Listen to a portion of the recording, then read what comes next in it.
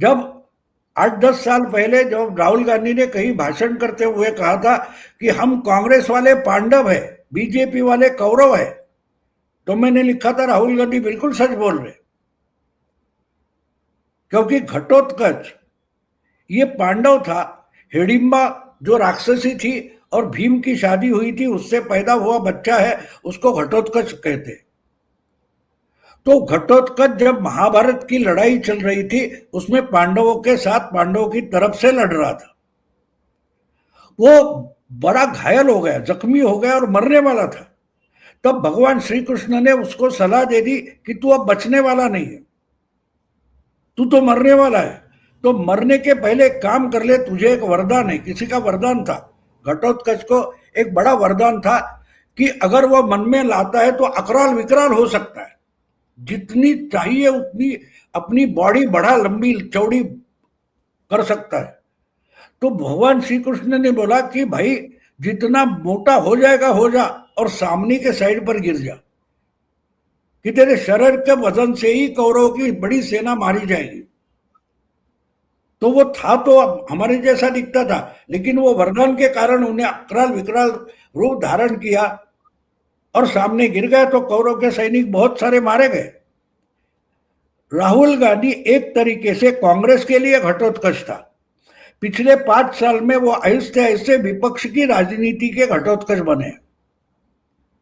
Problem एक ही है कि अकराल विकराल रूप धारण करते हैं, लेकिन गिरना किस बाजू है ये पता नहीं, तो अपनी ही साइड में गिर जाते।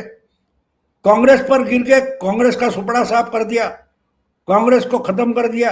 अब विपक्ष की राजनीति में वो अकराल विकराल घटोत्कच बन गए।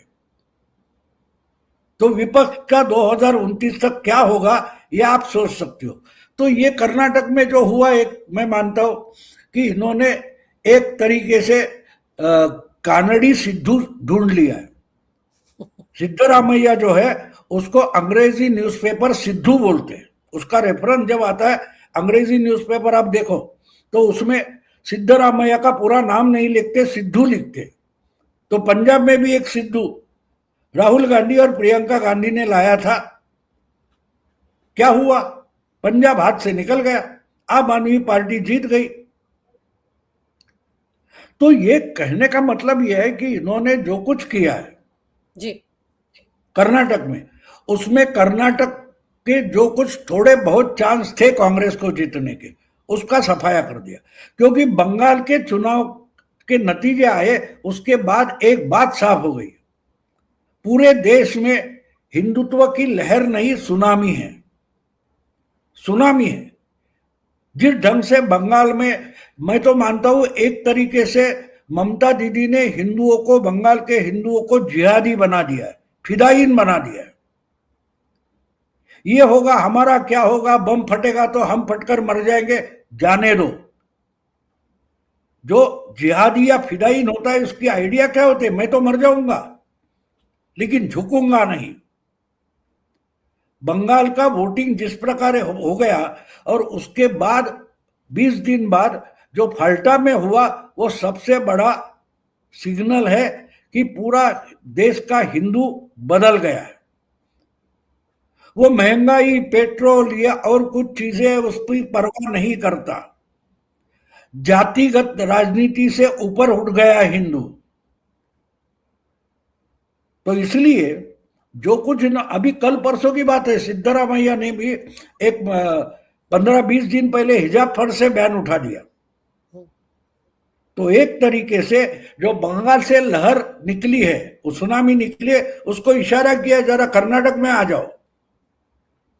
तो राहुल गांधी ने सिद्धू को हटाकर या शिव कुमार को लाकर वही बात कर दी है। और एक बात समझो कि शिव कुमार जो है वो वोक्कलिगा समाज से आता है, उनकी संख्या बड़ी नहीं है, लेकिन वो साउथ कर्नाटक से आता है जहां से देवेगौड़ा की ताकत थी। उसने देवेगौड़ा की ताकत तोड़ी है जब, लेकिन वो वोक्कलिगा समाज इतना बड़ा नहीं है कि अकेले दम पर कुछ करे। और सिद्धरामैया जिस पिछड़े ओबीसी कोरबा समाज से आता है, उनको तो आपने दुखी किया है, उनका चीफ मिनिस्टर हटाया। पूरे कर्नाटक में सिद्धरामैया अकेला उस समाज का नेता है। अगर उसकी टर्म पूरी होने नहीं दिए तो वो तो दूर जाएगा, वो कलिका पूरा नहीं आएगा। तो पहले से ही आपके चांसेस कम थे, आपने वो चांसेस और खराब कर दिए। और पिछले विधानसभा चुनाव के हम आंकड़े देखें तो आपको पता चलेगा वहां कांग्रेस को इतनी ज्यादा सीटें मिल गई क्योंकि बीजेपी में अंदरूनी झगड़े थे, उसका फायदा कांग्रेस को मिला था। इस बार वो नहीं मिलेगा। और दूसरी बात है कि पूरे देश का हिंदू एकजुट हो रहा है। केरल में उसका सबूत है, तमिलनाडु में जो टीवी के यानी थलपति विजय जीत गया है वो भी उसी का कारण है। बहुत सारे द्रविड़ी पॉलिटिक्स के खिलाफ गए हिंदू, उनको बीजेपी उतनी तो सीटें नहीं लड़ा रही थी, तो टीवी के साथ चले गए।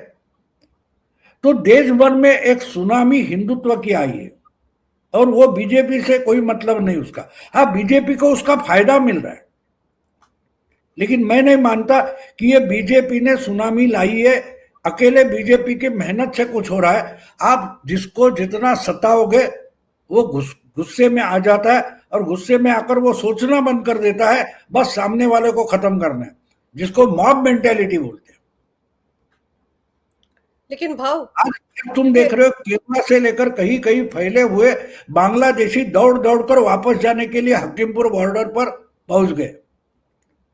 तो आप समझ लो ये मामला सिर्फ बंगालपुर के मर्यादित नहीं था। तो जो कुछ कर्नाटक में राहुल गांधी ने किया, और मैं मानता हूं कि अभी उस वहां की सिचुएशन डिस्कस करने की जरूरत नहीं थी। वो बोल सकते थे शिव कुमार को जो कुछ है, लेकिन सिचुएशन बदल गई। 2.5 साल का था, ठीक है, अब सेटअप डिस्टर्ब मत करो, चुनाव जीत जाओ, लिख के ले लो कि तुम अगले मुख्यमंत्री। तो मेरा ख्याल है शायद कांग्रेस को जीतने का चांस था, उसका राहुल गांधी ने सत्यानाश कर दिया। लेकिन भाव जो अखबार जो ये कह रहे हैं कि राहुल गांधी बड़े हार्ड हिटिंग डिसीजंस ले रहे हैं, उनमें भी तो दो फाड़ है ना। कांग्रेस में अब तो ये माना जाता है कि प्रियंका भारी पड़ गई राहुल गांधी पर, क्योंकि प्रियंका चाहती थी कर्नाटक में कि डीके शिव कुमार आए, और प्रियंका ही चाहती थी कि वहां पर वेणुगोपाल ना आए, केरला में सतीशन आए। तो दोनों को फैसलों को अगर देखा जाए तो यही लग रहा है कि कहीं ना कहीं भाई बहन के बीच में भी रिफ्ट है, दोनों एक दूसरे पर भारी पड़ने की कोशिश कर रहे हैं और प्रियंका जीतती जा रही है। हाँ, वो तो वो पार्टी का अंदर का मामला है। देखो, इसमें बीजेपी में भी शायद ऐसा कहा जाता है कि योगी और अमित शाह में टसल है, या और कोई अमित शाह और हमारे देवेंद्र फडणवीस में, ये खबरें चलाते रहते, मैं उसको गॉसिप मानता हूं। देखो, बीजेपी एक डिसिप्लिन पार्टी है और उसमें एक बात साफ है, उसको एक ही एक्सेप्शन है, कर्नाटक। कर्नाटक में बीजेपी में अंदरूनी डिसिप्लिन नहीं है, लेकिन बाकी पूरे देश में जो बीजेपी चलती है वो डिसिप्लिन से चलती है और अंदर के झगड़े से पार्टी का नुकसान नहीं होने देते, और होने की सिचुएशन आ जाती है। आपने गुजरात में देखा, भूपिंदर पटेल जो अहमदाबाद का मेयर था, 6 महीने पहले एमएलए बना था, उसको डायरेक्टली चीफ मिनिस्टर बना दिया, और उसके मंत्रिमंडल में एक भी पूर्व मंत्री भी नहीं था, पूरा मंत्रिमंडल नया था, और थंपिंग मेजोरिटी से चुनकर आए, क्योंकि दिखा दिया कि डिसिप्लिन तोड़ने वाला है, उसको कोई माफी नहीं। वही हरियाणा में हुआ, 1 साल पहले मुख्यमंत्री बदला, फिर से तीसरी बार जीत गए। तो ये डिसिप्लिन अंदर की होती है, वो रखते वो पार्टी चलती। ये प्रियंका इस पर भारी पड़ गई वगैरह बोल रहे ना, वो कांग्रेस के चमचे हैं, लेकिन वो कांग्रेस का नुकसान कर रहे हैं। ये नहीं होना चाहिए। अगर राहुल गांधी और प्रियंका आपस में डिवीजन ऑफ लेबर कर दे कि भाई ये तेरी जिम्मेदारी, ये मेरी है, तो बात अलग हो जाती। इससे क्या होना, ये भारी पड़ेगा, वो उस पर भारी पड़ेगी और पार्टी का नुकसान हो जाएगा। मुझे एक किस्सा याद आता है, 6 महीने पहले का। एक बड़े बीजेपी के नेता ने बोला था कि बीजेपी में अंदरूनी कुछ झगड़े थे बिहार के टिकट बंटवारे में। तो अमित शाह पटना गए थे, उन्होंने जो कुछ 20-22 सीटों पर ऐसा कुछ झगड़ा था, उनमें जिनको टिकट मिला था, जिनको नहीं मिला था, जो नाराज थे, एक एक कॉन्स्टिट्यूंसी 2 या 3 लोग थे, उनको एक पंचतारा होटल में बुलाया था और एक एक टेबल पर बिठा दिया था, बोले जो कुछ है आपस में तय करो। और 4 घंटे तक ये सब चल रहा था। अमित शाह वहां बैठे थे, एक शब्द नहीं बोले थे।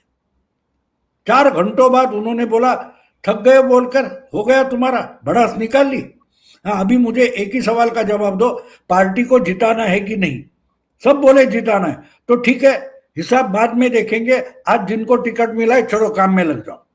और सब काम में लग गए और सीटें कितनी आई आपने देखी। वो तरीका होता है, वो भी हार्ड डिसीजन था कि टिकट जिसको मिला है उसका बदलेंगे नहीं, लेकिन जिनको लगता है कि नाइंसाफी हुई है उनके लिए भी कुछ करेंगे, लेकिन अभी वो समय नहीं है। अगर प्रियंका वाड्रा ये बात सिद्धरामैया को या डीके शिव कुमार को समझा नहीं पाई, या राहुल गांधी कंटिन्यू करने में सक्सेसफुल नहीं हुए, तो नुकसान पार्टी का होने वाला है। सवाल प्रियंका भारी पड़ती है या राहुल गांधी कमजोर पड़ते हैं उससे नहीं है। अभी उनके चमचे जो ये बोल रहे हैं ना, वो उनकी लाडली पार्टी का ही नुकसान कर रहे हैं। ये परिवार के अंदर का मामला नहीं है, वोटर का मामला है। मेरा ख्याल है कुछ 15-17 महीने बचे हैं कर्नाटक के चुनाव के लिए, और डीके शिव कुमार तो संकट मोचक है, उसके पास बहुत सारा पैसा है। अरे पैसे से चुनाव नहीं जीते जाते, नहीं जीते जाते। हाँ, वो एक साधन है, उसकी जरूरत होती है, लेकिन मैदान में फौज होनी चाहिए, सेना होनी चाहिए। अगर वो नहीं है तो पैसा और साधन बहुत हो सकते हैं। सऊदी अरेबिया बहुत पैसा है, बहुत साधन हथियारें ले सकती है, लेकिन चलाने वाले भी चाहिए, वो नहीं है। इसलिए अमेरिका पर निर्भर होना पड़ता है। तो कहने का मतलब यह है कि कर्नाटक में मामला सुलझा नहीं, उलझा है, और जब उलझा है उसका तो परिणाम दिखाई देगा। भाव, ये जो सिद्धरमैया है ये दिल्ली पहुंचे हुए थे एक दिन पहले, बड़ा सा काफिला लेकर जा रहे थे सुने राहुल गांधी से मिलने के लिए, लेकिन राहुल गांधी को देखो, वो तो ऑटो रिक्शा वालों के साथ बैठकर छोले भटूरे खा रहे थे। पार्टी में क्या कुछ नहीं हो रहा है भाव, उसको सीरियसली लेने की जरूरत है या छोले भटूरे खाने की जरूरत है? मतलब अब वो फिर से शुरू हो गए, पहले कभी मैकेनिक होते थे, कभी चॉकलेट बनाते थे, अब फिर पहुंच गए ऑटो रिक्शा वालों के पास। ये इनकी माँ इटालियन है और इटाली की राजधानी रोम है। अब जब रोम जल रहा था तब नीरो क्या कर रहा था? बांसुरी बजा रहा था। इतना सीधा रिश्ता है। आंखें खोलो देखो कि राहुल गांधी की माँ इटालियन है और रोम जल रहा है और इनका बेटा फिल्म बजा रहा है। इसे और खुला समझाने की क्या जरूरत है? उसके ज्यादा क्या समझाए? ये पूरी पार्टी डुबाएंगे। और विपक्ष की राजनीति भी देखो, विपक्ष को एक समझना चाहिए, जिस ढंग से बंगाल आखिरी मुस्लिम वोट बैंक की शाखा थी वो डूब गई है, दिवालिया बन गई है। अभी किसी भी राज्य में आप मुस्लिम वोट बैंक पर भरोसा करके चुनाव नहीं लड़ सकते। अभी इनके जो गुरु गुरु है, आचार्य है, जिसको दुनिया योगेंद्र यादव नाम से जानती है, उन्होंने भी एक आर्टिकल लिखा है कि मुस्लिम वोट बैंक के भरोसे अब चुनाव नहीं लड़े जा सकते। तो ये समझना चाहिए ना, समझना चाहिए और उस ढंग से तैयारी करनी चाहिए। मुझे किसी ने पूछा कि विपक्ष की राजनीति कैसे उभर सकती है। मैंने बोला उनको पहले गोदी मीडिया के गोदी से उतरना पड़ेगा। ये जिसको रोज रोज रोज गोदी मीडिया बोलते हैं, बस उस गोदी मीडिया के गोदी में ही पूरा विपक्ष बैठा है। बीजेपी विपक्ष से लड़ती ही नहीं है। बीजेपी चुनाव के मैदान में उतरकर लड़ती है, और पूरा विपक्ष जो क्षेत्रीय हो या राष्ट्रीय हो, वो तो मीडिया के गोद में बैठा है। आपको पूरा विपक्ष जो है वो मीडिया में दिखाई देता है, जमीन पर नहीं। मुझे अजीब लगता था जब मुंबई में बैठकर मैं बंगाल का 200 पार बीजेपी जाएगी बोलता था कि ममता 100 के नीचे आएगी बोलता था, तब मैं देखता था तो अलग अलग चैनल वाले क्या बोलते थे, ममता के पास केडर है, बीजेपी के पास बंगाल में केडर नहीं है। इसको केडर बोलते हैं जो अब बिल में जाकर छुप गया। गुंडों का टोला मतलब केडर होता है पार्टी का। फिर तो मुंबई में दाऊद का केडर है, छोटा राजन का भी केडर है, अरुण गौड़ी का भी केडर है, उसको केडर बोलोगे आप? तो ये दिखाई देता है, आपको समझना जरूरी है और उस ढंग से काम करना जरूरी है। क्योंकि उस वक्त भी आपको मालूम होगा, अरे ममता दीदी सुप्रीम कोर्ट पहुंच गई, ममता दीदी ने चुनाव आयोग के सामने धरना दे दिया, ममता दीदी आईपैक के ऑफिस में जाकर फाइल लेकर आ रही है। ममता दीदी छाई थी मीडिया में, वोटर के पास ममता पहुंची नहीं थी। इसलिए मैंने किसी एक पॉडकास्ट में बोला था, ममता दीदी हटकर बैठी है कि नहीं, शादी में जिनको इनवाइट करना है उस हर एक एक की लिस्ट बनाओ, हर एक को कार्ड जाना चाहिए। अरे आएंगे उसको खिलाने के लिए हलवाई ढूंढना पड़ेगा, केटरर ढूंढना पड़ेगा, पंडाल वाला ढूंढना पड़ेगा, खाने पीने की सुविधा करनी पड़ेगी, सजावट करनी पड़ेगी, फूल वाले चाहिए। नहीं वो बाद में, दूल्हा दुल्हन चाहिए वो बाद में देखेंगे, पहली लिस्ट बनाओ। और लिस्ट बनाते बनाते मुहूर्त निकल गया चुनाव का, हार गई क्योंकि मीडिया में थी। ममता को मीडिया में जीतना था, वो मीडिया में जीत गई। 4 मई को दोपहर को 2 बजे तक मीडिया में ममता दीदी ने चुनाव जीत लिया था। बस मतगणना काउंटिंग पूरी हो गई और ममता हार गई, लेकिन 2 बजे तक 4 मई के ममता जीत रही थी। तो इसलिए आपको पहली गोदी से उतरना पड़ेगा। आप क्रचेस से, बैसाखी से चल सकते हो, मैं मानता हूं, लेकिन क्रचेस आपको चलाते नहीं है। आपको जमीन पर पैर लगाना पड़ता है, वो टूटा हो, घायल हो, कैसा भी हो, पैर तो जमीन को लगाना पड़ता है। आधार देते हैं क्रचेस, बैसाखियां आधार होती है, पाव तो आपका होना चाहिए। अब ये गोदी से उतर नहीं रहे। तो मुझे एक दोस्त ने पूछा, सोशलिस्ट है, कम्युनिस्ट है, कि कैसे क्या करना चाहिए। मैंने बोला पहला कदम, हर विपक्ष की पार्टी को उनकी पार्टी में जितने प्रवक्ता है उनको सैक करना चाहिए। तुम पार्टी में हो ही नहीं, हमारी पार्टी की तरफ से तुम किसी भी चैनल पर नहीं जाओगे, और जो भी चेहरा उनकी पार्टी का मीडिया में दिखाई दे, उसका फोटो आए या बाइट मिले, उसको सैक करो। मीडिया में मत रहो, जमीन पर रहो, जमीन पर उतर जाओ, जनता के पास जाओ, तो पार्टी उभर सकती है। कौन सी बड़ी बात है? कोई बड़ी बात नहीं, क्योंकि आपको चुनाव जीतने पड़ते हैं, और चुनाव जीतने के लिए जनता में जाना पड़ता है, जनता का मानस बनाना पड़ता है। मैं आपको आज तक के जो रिपोर्टर है उनके एक लिंक चाहिए तो भेज दूंगा, वो देखो। वो रिपोर्टर बंगाल के चुनाव के नतीजे के बाद चर्चा कर रहे हैं, ऑफ द एयर रिपोर्टर्स करके। वो जो आज बता रहे हैं वो चुनाव के पहले छुपा रहे थे, बोल नहीं रहे थे, मतलब छुपा रहे थे। उसमें से एक महिला रिपोर्टर है, वो बोली कि 10 साल से बीजेपी काम कर रही है। अरे तो केडर क्यों नहीं दिखाई दिया भाई? तुमको ही दिखाई नहीं दे रहा था ना, तो तुम छुपा रहे थे, आज बोल रहे हो।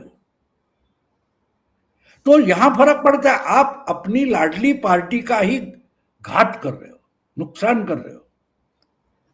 हाँ, उनको कांग्रेस पार्टी पसंद है, होने दो, कोई बात नहीं, लेकिन उस पार्टी का सक्सेस हो इसके लिए कुछ करो, उनका नुकसान मत करो। उनकी लीडर्स की चमचागिरी करके, चाटुकारिता करके उस पार्टी का नुकसान मत करो। आप बढ़ा चढ़ा कर बोलेगे तो राहुल को बोलेगा, हाँ राहुल गांधी हार्ड डिसीजन ले रहे हैं, तो राहुल गांधी को लगेगा मैं बिल्कुल सही जा रहा हूं, लेकिन वो गलत रास्ते पर निकला। आज जो मैं बोल रहा हूं वो आलोचना लगेगी, लेकिन वो सच्चाई है। ये राहुल गांधी को छोड़ना पड़ेगा, छोटी छोटी पार्टी की नीति ग्रिटी में जाना पड़ेगा, कार्यकर्ता जोड़ने पड़ेंगे, लोकल लीडर जोड़ने पड़ेंगे, खड़े करने पड़ेंगे। ये मेहनत का काम है, और मेहनत राहुल गांधी को पसंद नहीं है। ये कोई उनकी ही चमचागिरी करने वाला बताता तक नहीं, तो राहुल गांधी को लगता है मैं बिल्कुल सही रास्ते से जा रहा हूं, नुकसान उसका होगा।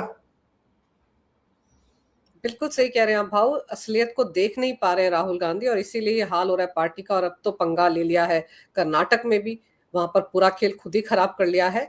और केरल में तो आप देख ही रहे हो कि क्या क्या हो रहा है। जब राष्ट्रगीत वहां नहीं बज रहा है तो समझ में लोगों को आ रहा है कि वहां पर किस तरह की सरकार चल रही है। वहां तो वक्फ बोर्ड को भी आते ही हिंदुओं की कितनी सारी जमीन दे दी गई है, तो वहां पर अपना ड्रामा कांग्रेस पार्टी ने शुरू कर दिया है। लेकिन चलिए, अभी तो राहुल गांधी ऑटो रिक्शा चालकों के साथ बैठक कर रहे हैं भाऊ, उनके साथ छोले भटूरे खा रहे, कल किसी और के साथ होंगे। पता नहीं फुर्सत मिलेगी उनको अपनी पार्टी की निटी-ग्रिटीज को समझने की या नहीं, या उससे पहले उनका विदेश दौरा तैयार हो जाता है, ये भी तो है ना। तो राहुल गांधी हो सकता है इन सब के बीच में अब विदेश निकल जाएं। लेकिन भाऊ, आपने समय निकाला इस विषय पर बहुत विस्तार से, बहुत अहम जानकारी मेरे दर्शकों को दी। आपका बहुत बहुत धन्यवाद। नमस्कार।